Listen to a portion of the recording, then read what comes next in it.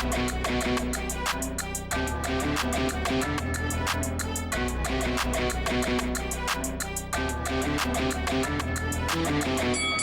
guys, welcome to Boxing Squared for boxing news and views from around the internet.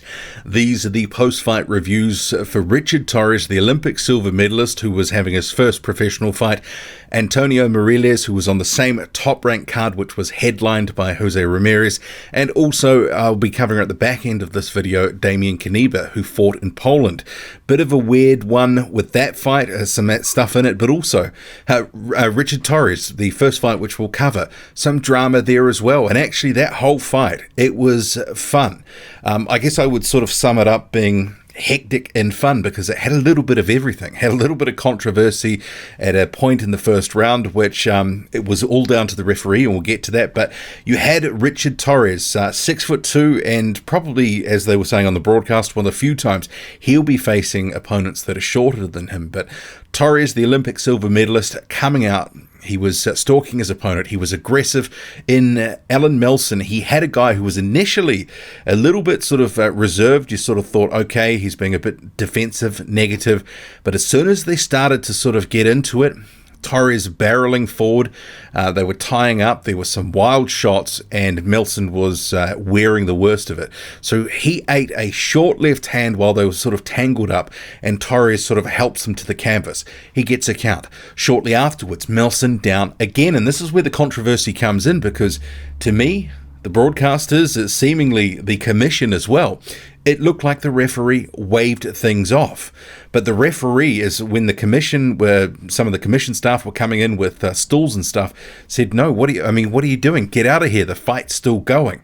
I thought the referee, just in terms of his gesturing, it looked like he was waving the fight off to me. How about you? But the fight continues, and actually it starts to get a little bit worse for Torrez, because there's a head clash, which I could hear. I wasn't sure if it was a referee or if it was from Torrez's corner saying it was a headbutt. But there was a nasty cut that opened up on Richard Torrez's forehead, and you thought, well, this is getting a little interesting. It's already had some drama. Second round, they are really sort of starting to go at it, and there's a couple of knockdowns. The first one, you have Melson dropped with a short left hand, good shot. He was already off balance, but that shot, clipped him, and he was on the canvas. And then shortly afterwards, after they had a little bit of a brawl, they were really sort of just trading wildly. Melson eats again, another left hand, and it's all she wrote. So the fight's over. Richard Torrez advances to 1-0. Fun fight, and from that perspective, the way that Torrez seemingly wants to entertain, it was a good performance. Obviously, first pro fight, bit raw. Obviously, facing a guy that didn't have too many skills, so we can't read too much into it.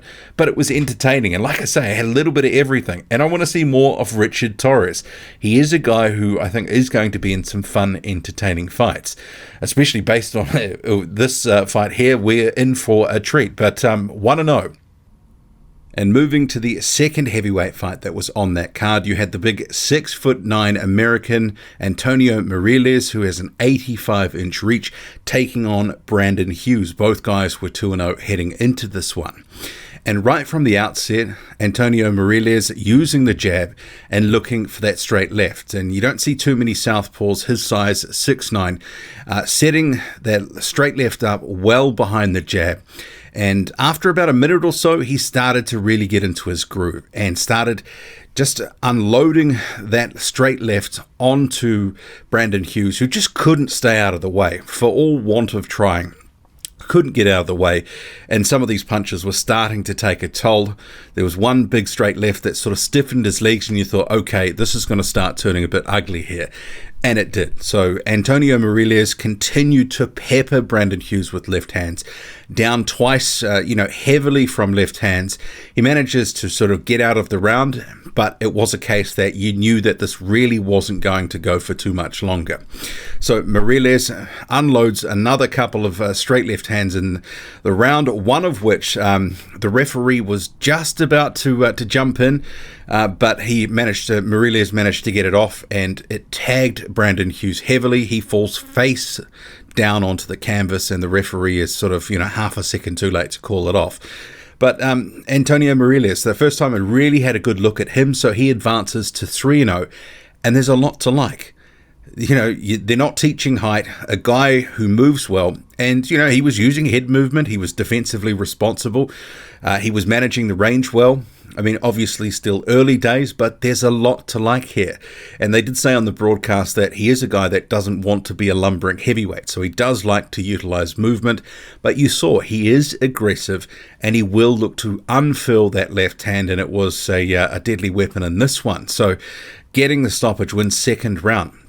Moving on to a card in Poland that was headlined by Damian Knyba. So the Polish prospect, 5-0 heading into this one. He was facing the veteran knife Didier. So he had previously fought the likes of Vlad Serenko a few years ago, but he's pretty faded, pretty washed at this point, 42 years old.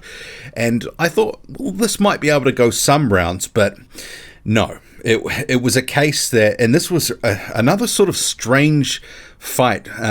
And I say that in the sense that in Damian Knyba's last fight, there was possibly one of the worst dives that I've seen in recent memory, and certainly a candidate for Dive of the Year. But this one, you had a situation that the fight was actually waved off, but then ultimately continued, and we'll come to that in a moment. But you had Knyba, and I thought his jab looked better in this one, right from the outset, snappy jab, really pumping it. But the first right hand that landed, it shook up Knife Didier, and you knew that this probably wasn't going to be going for too long. So a case of another one floors him heavily. And this is the sort of bizarre sort of situation. You have his cornerman getting up to the ring apron. So he's standing up there. He's got the towel in his hand. The referee sees this and waves it off. So there's, confusion for the next sort of 10 or 15 seconds. And then the fight resumes. So the referee sort of goes, oh, okay, well, we'll continue here. But it wasn't sort of, going for too much longer. You had another right hand finding the target. But it was the way that he fell, Knife Didier, the both times where he was sort of dropped. Something about it just also seemed just a little bit theatrical and dramatic. It didn't seem like it was a natural reaction, but I guess some guys move a little bit differently. But certainly flush shots which hurt Knife Didier, put him down.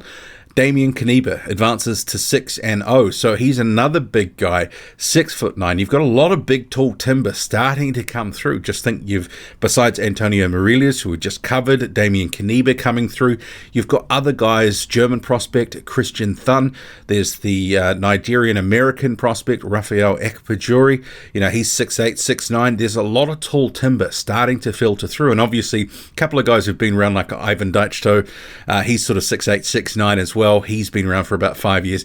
But some of these guys, they do have some skills. They seem to move well, good jabs, a bit of power, and that will take you a long way in the heavyweight division if you can mix that in and you make your height and utilize that height and reach differential which you have. Mireles, for example, 85-inch reach, that's on a par with Tyson Fury. So it was good to sort of see some of these guys and get a better look, and looking forward to seeing more of Mireles and also Knyba. And Richard Torrez, he got the win as well. What'd you make of it all? Drop a comment, loud and often. Hit like, hit subscribe. Follow me on Twitter, boxing_squared. I'm out.